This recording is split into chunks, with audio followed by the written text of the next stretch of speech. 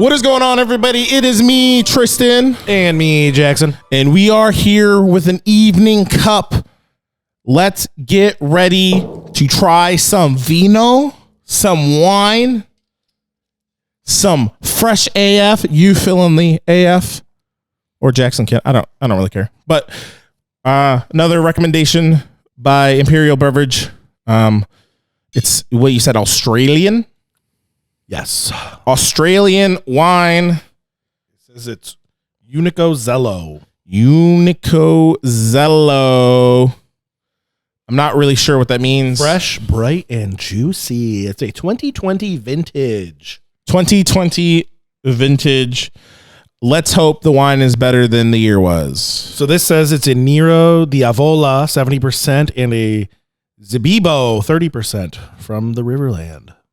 Okay. It's a dessert wine, right? No? I don't know. Oh, I thought you knew. Oh, no, that's not the right one. There's so many Fresh AFs online. Unico Zelo. All right.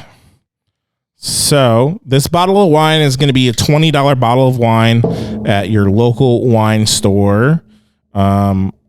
Apparently it's not very easy to open. Well, I didn't have the right angles. Okay, it's all about the angles. Got it. It's a red wine, Nero Diavola. Pretty sure the rep told me it was so they're a rather new vineyard in Australia. They're quote unquote hip. And it is mostly a vintage or not a vintage, some grapes from the Sicilian region. Oh, that they've been growing with this Zebibo. It is very hip because Fresh AF. AF is a very Zoomer kind of. Ooh, that smells really good. Zoomer saying so. But yeah, so winemaker's notes. If there's anywhere in the world could make the freshest, zippest style of red, you'd expect it to be in the middle of the desert, hailing from some of the most ancient soils on earth. The Riverland is complete underdog region of that epitomizes what it is to craft fine wine on the edge. Rich red earth, sandy soils covering limestone, challenging, avant-garde, and one of the most exciting wines they've crafted to date. They're intensely passionate about Nero Diavola. This isn't. No, wait. Did I just read the wrong one? No, it should be this one. Yeah. Okay. It is this one. Wow. Okay. So it's vegan friendly, but it says fresh, bright, and juicy. It's got a pretty high rating on the rating score of people, not the wine ratings. I don't know if it's got rated on wine. It has a delicious burgundy color when we poured it in. It's hard to is tell in these cappuccino cups. They do look kind of like cranberry juice, not gonna lie. No, more like wine. More like grape juice. I would hope it looks like wine. Right? One cool thing on the top, it says from the land we belong to. Yeah, it's so Australian in the middle of the desert. That's pretty cool. Red, rich soil, ancient sandy limestone soils. I'm assuming that's going to really, really hit the flavors different. It contains sulfites. I'm out. I don't even understand what the sulfites thing does or doesn't do, or is it bad? This is really a weird color. It's I think it's because it's obviously the grapes, but these are I believe it's a different like varietal of grapes than we've really ever tasted. I've never heard of the Nero Diavola, but the like I said, our rep said it was a Sicilian grape that's been obviously real big there. This definitely smells in Australia. Definitely smells like your sparkling grape juice. Getting lit on Welch's grape. Yeah, but like the white grape. Interesting. It's got legs. I can see it on the side. You can actually see the legs more with this one on the cappuccino on cup. the white cup. Yeah. All right. Let's get to it. Cheers. Salute. I don't know why I did that like a shot. This is juicy. This is wow. First impression is it's absolutely delicious. It really is. Like, it's really sweet, but it's got that tartness that I like. It's definitely really tart. So it's smooth. I can't just slug this down like a Moscato. You can't? Yeah, I probably could. Yeah. Who the hell am I kidding? This is like a crayon apple grape.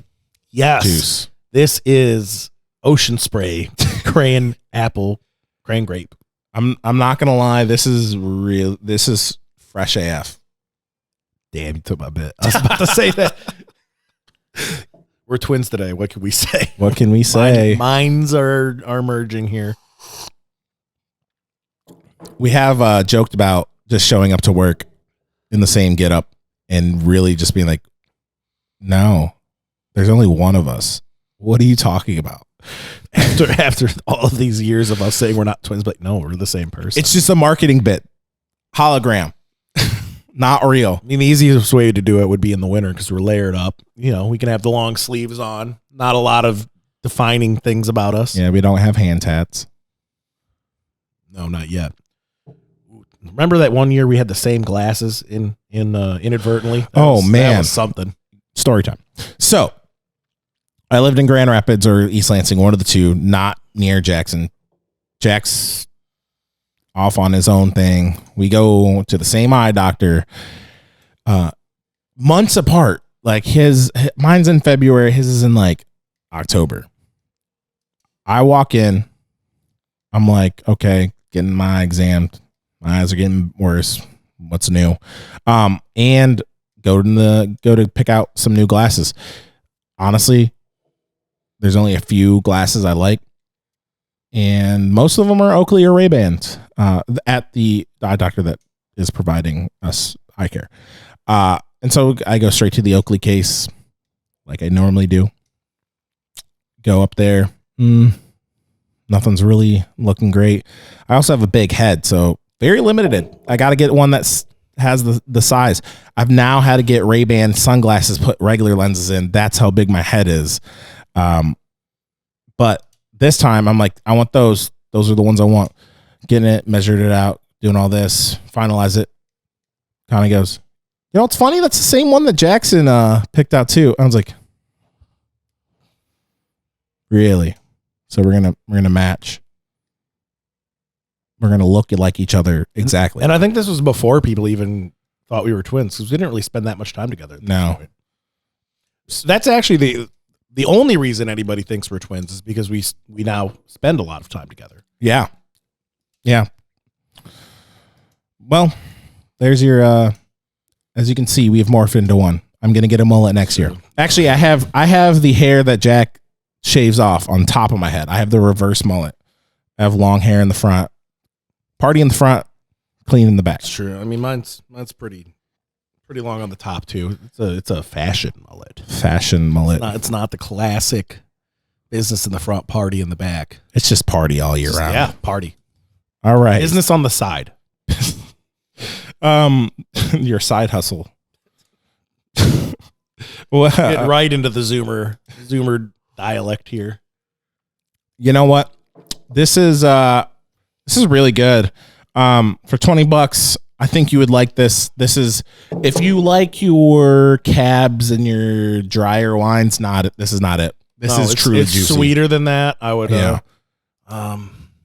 I don't really know many other red wines except for like the red blends. Yeah, that are kind of like this. But those are too sweet, and this still has that. This has a tart flavor. It's tart. It's a little dry on the finish, but it's not like dry the entire time like most cabs or what the hell is the Argentinian Malbecs? There we go. Not quite like those. I would say it's a mix. It is sweeter than those, but not as sweet as like sweet red blends or anything like that. Not heavy either. This is very light. This is going down the hatch. So this is a party wine for sure. This is something you're gonna want to take. I mean, It's got a cool name too. Fresh, bright, and juicy. Literally, they're right on the nose. And it tastes like crayon apple. Yeah, if I didn't have anything else to do today, I'd probably pop open another bottle, or not a bottle. Well, who the hell knows? Pop open another glass for sure. Yeah, I would give it the stamp of approval. $20. I think it's only 13.5 ABV. You're not going to be going too crazy. 12%, yeah. Putting your feet up. Yep. Oh man, cut that out. So one of the things that I guess with wine for me that I'm gonna throw out on my stamp of approval is price. So $20. Some people might think that's on their ceiling of how much they're going to spend on a bottle of wine. Yeah. For some people, that's probably the floor of what they'll spend on the bottle of wine. I have found in my personal wine journey, which didn't really start too long ago, is I would say $20 to $40 is the sweet spot. Yeah. You can get some really damn good wines in that area. Anything higher than that, I sometimes don't think the juice is worth the squeeze. I agree. Like $50, $60, $100 for a bottle of wine. Like, can it be that good or that much better? Like that Rombauer, I didn't think it was that great. No, and like, so the Chard, if you liked a really super buttery, like if you wanted to drink clarified butter that you put on your popcorn at the movie theater, that wine was for you, because that's what it tasted like, liquid butter. Yeah. Not for me. No. Yeah, I agree. I think so 15, if you're looking at bottles of wine, you're like 15's too much, reach up to that 20, you'll be a little bit more happy. Is this overpriced at 20? Hard to say. It's definitely the 20. If it was 25, I would say no. I would not buy that. But 20 is good. So it's 15 really good. is for you, and like you need a sweet wine. I would actually recommend this because like I've had like the St. Julian's Sweet Red or Revenge or whatever the hell those are called. They're very good, but they're also just sugar bombs. They're just super sweet wines, which is why people like them. And they're like $11 a bottle or something like that. I would say if you want to elevate yourself just a little bit, not a lot, just a little bit, step up to this $20 price range for this Fresh AF. And it's not going to be A, as sugary or sweet. B, I think it's just better. Yeah. And it's got a cool label. Yeah. And it's going to have a cool story when you walk in, like, Fresh AF. We know that people buy wine based on labels. Yes. So every school kid knows this. Yeah. So I would agree. And I also think, like coffee, if you go up to this bracket of price, you're going to start really getting into real good wines and developing your palate to enjoy the not, I don't want to say finer, but the slightly better, more specialty. This is so good. It really is. So we don't sell this. I don't think we will ever. Maybe one day, but no plans. This is not like the barista Pinotage that we're like, we're gonna put this on. I would say they're equally as good. It's just I don't think this is really a wine. Like, we already have like a sweeter red blend that we have, the Monte Antico. I like it a lot. It's got I would say a more approachable price point, even though like it's $20 for a bottle. That's really not bad at all. Yeah. But the barista Pinotage was just a very unique. So we have something that's like this already. So we probably won't change it. Yeah. The barista Pinotage was very unique, and it was something that we didn't have. So we thought we could add it to our catalog. Doesn't make it any less drinkable or more drinkable. This is certainly stamped, approved.